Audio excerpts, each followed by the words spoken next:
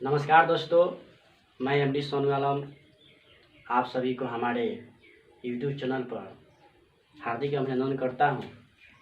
इसके साथ ही आप सभी से एक रिक्वेस्ट करना चाहूँगा कि आप सभी हमारे यूट्यूब चैनल पर नए आए हैं तो इस चैनल को सब्सक्राइब कर दें और ज़्यादा से ज़्यादा शेयर करें, अपने दोस्तों से शेयर करें, अपने दोस्तों के पास शेयर करें, ताकि आप लोग की सहायता से आपका दोस्त वगैरह भी पढ़ लिए करेंगे।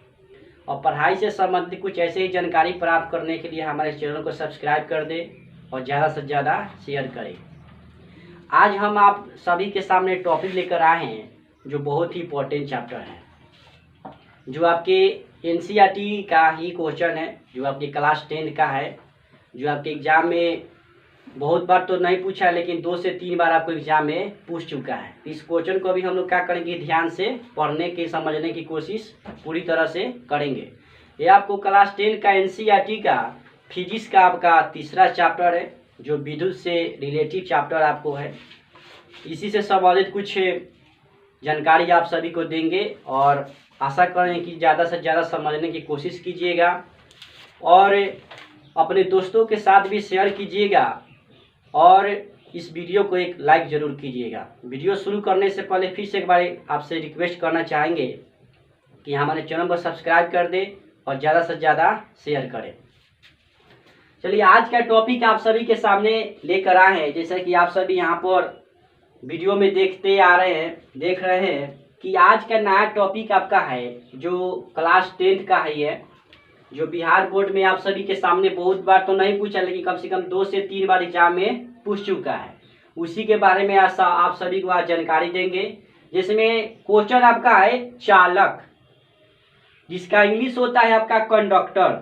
इसको बारीकी से समझेंगे। सबसे पहले जो किताबी भाषा का जो परिभाषा है उसको पहले समझा देते हैं। इसके बाद आप सभी को अपने भाषा में जो कुछ भी होता है उसको आप सभी को समझा दिया जाएगा। जैसे में देखिए, कह रहा है कि वैसा पदार्थ जिनसे विद्युत धारा प्रवाहित होती है उसे चालक कहते हैं।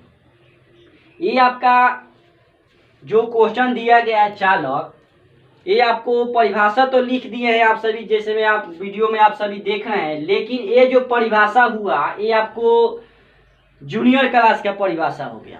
एग्जाम में 10 क्लास के एग्जाम में लिख सकते हैं, कोई बात नहीं है, नंबर दे देगा, लेकिन ये आपको जूनियर क्लास का परिभाषा हो गया। आपको 8, 9, 10, 8, 9 तक आपका ये सूट करेगा परिभाषा, लेकिन 10 लेवल का आपका परिभाषा नीचे दिया गया, जैसे मैं वीडियो में आप सभी देख सकते हैं। कह रहा है कि वैसा पदार्थ जिसकी विशिष्ट चालकता काफी अधिक होती है उसे चालक कहते हैं। जैसे में आपको लिखा गया है यहाँ पर सोना, चांदी, तांबा, लोहा इत्यादि। ये आपका परिभाषा जो दिया गया है ये आपको किताबी भाषा है, जो आप सभी को समझ में शायद नहीं आया होगा। इसको एक्सप्लेन करने का तरीका ये है कि मान लीजिए कोई आप सभी को कोई चालक हो गया, तो सबसे पहले समझने की कोशिश कीजिएगा कि चालक आखिर होता क्या है। तो फर्स्ट में लिखवा है कि वैसा पदार्थ, मान लीजिए कोई पदार्थ हो गया, देखिएगा, मान लीजिए कोई सोना हो गया। चलिए, जैसे में परिभाषा में यहाँ पर दिखाया गया, मान लीजिए कोई सोना हो गया, ठीक। तो सोना जब लीजिएगा, ठीक है, परिभाषा मान लीजिए यहाँ पर कह रहा है कि वैसा पदार्थ जिनसे विद्युत धारा प्रवाहित हो। वैसा पदार्थ की जगह पर कोई पदार्थ हम ले लिए, क्या, सोना ले लिए, चांदी ले लिए, तांबा ले लिए, लोहा ले लिए। इनसे देखिए क्या होता है कि इससे विद्युत धारा प्रवाहित होती है। मतलब अगर आप सोना के सामान कोई लेकर जाएंगे लाइन के सामने तो आप पहने होंगे, तब क्या होगा कि आपको उसमें करंट लगने की संभावना है। लोहा में भी आपको क्या होता है कि करंट लगने की संभावना होती है। यानी कहने का मतलब चालक हुआ कि जिससे क्या होता है कि आपको करंट लग सकता है, ठीक, करंट आपको लग जाए तो उसी को हम लोग क्या बोलेंगे, चालक कहते हैं, ठीक। आशा करते हैं कि शायद आप सभी को समझ में आ गया होगा। चलिए, एक और क्वेश्चन आप सभी के सामने यहाँ पर दिखने को मिल रहा है। इसी को क्या करेंगे, पढ़ने की समझने की कोशिश करेंगे। उस समय आप सभी पढ़े थे चालक, अब पढ़ेंगे आप सभी क्या, अचालक।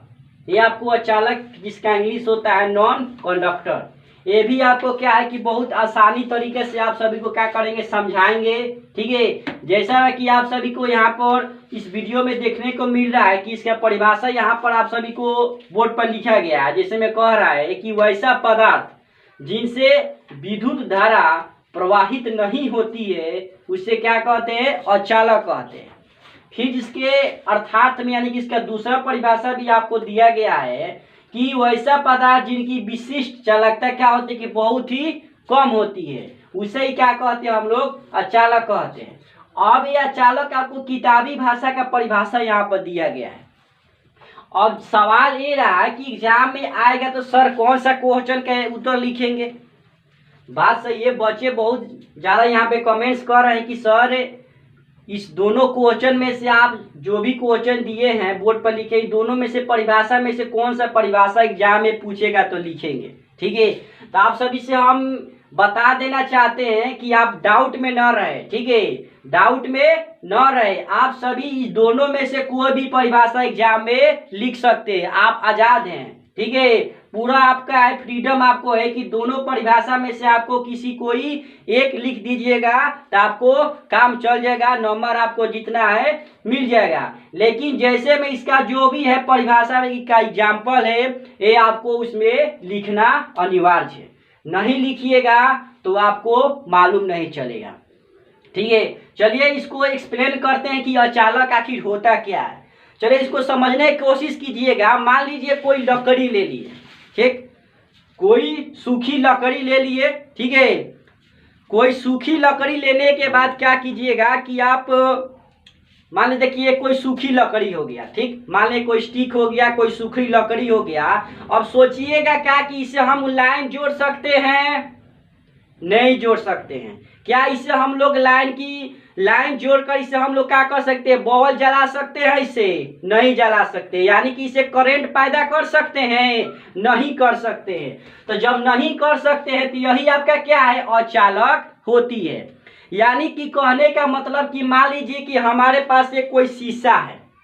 ठीक, मान लीजिए हमारे पास कोई शीशा है, तो क्या हम लोग शीशा से उससे लाइन हम लोग क्या कर सकते हैं, करंट पैदा कर सकते हैं, नहीं कर सकते।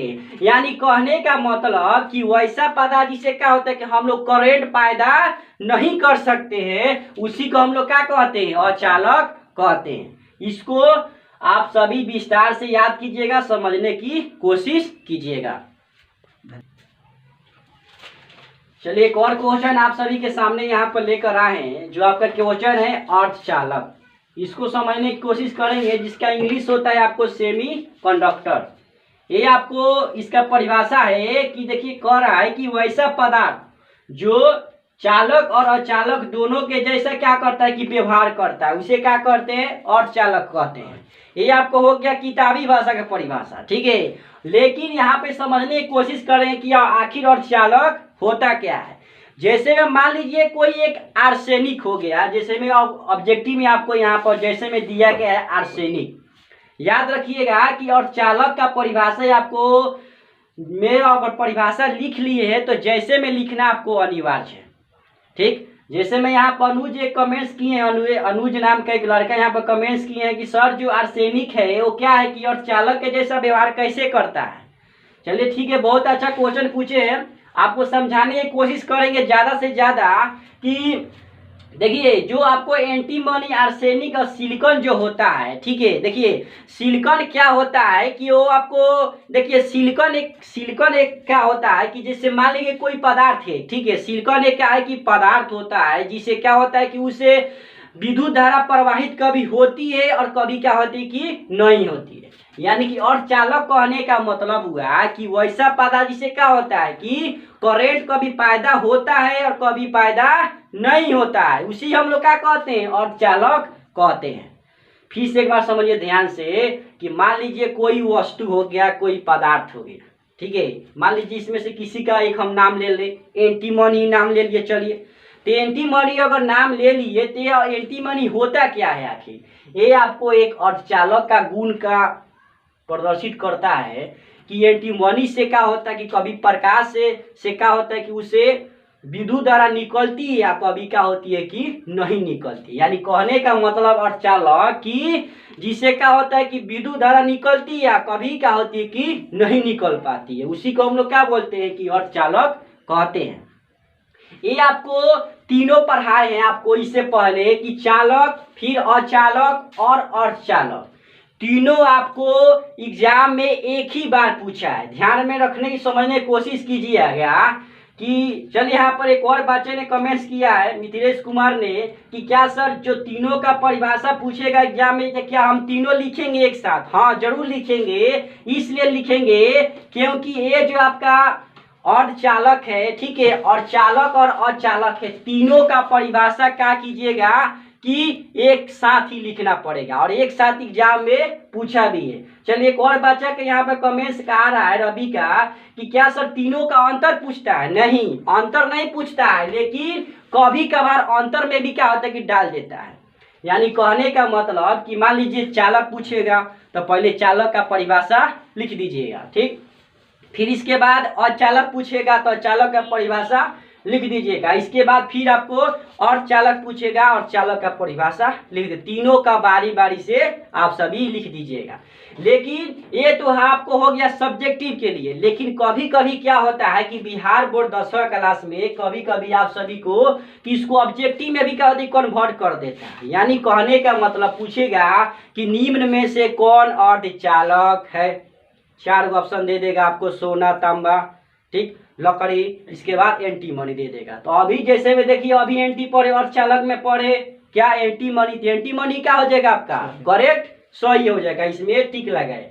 यानी कि चालक, अचालक और अर्धचालक तीनों का परिभाषा के साथ साथ जैसे में याद करिएगा आप सभी, ठीक है, तो आपको ऑब्जेक्टिव इससे आपको टच हो जाएगा। ये आपको था तीनों में अंतर, तीनों का परिभाषा, जो आप सभी से आशा करते हैं कि आप सभी समझ गए होंगे। और इसे अच्छा समझने की कोशिश कीजिएगा तो आप हमारे एशियन कोचिंग सेंटर जो हरदास चौक डुमरी में स्थित है, इसमें आप ज्वाइन कर सकते हैं। क्लास 10 का अभी बहुत ही इंपॉर्टेंट क्लास चल रहा है, पूरा आपको VVI कोचिंग लिखवाया जा रहा है जो एग्जाम में आप सभी के सामने आने वाला है। तो आप हमारे कोचिंग में ज्वाइन हो सकते हैं। और वीडियो में लास्ट से आप सभी से कहेंगे यही कि आप हमारे चैनल पर आए हैं तो इसको जरूर सब्सक्राइब कर दें, क्योंकि एक वीडियो बनाने में आप सभी जानते हैं कितना मेहनत लगता है, ठीक है। तो आप सभी से रिक्वेस्ट करूंगा कि एक बार जरूर लाइक कर दे, कमेंट्स कर दे, और क्या कीजिएगा कि इसको ज़्यादा से ज़्यादा अपने दोस्तों, बहनों या कोई भी हो उससे आप शेयर करने की कोशिश कीजिएगा। धन्यवाद।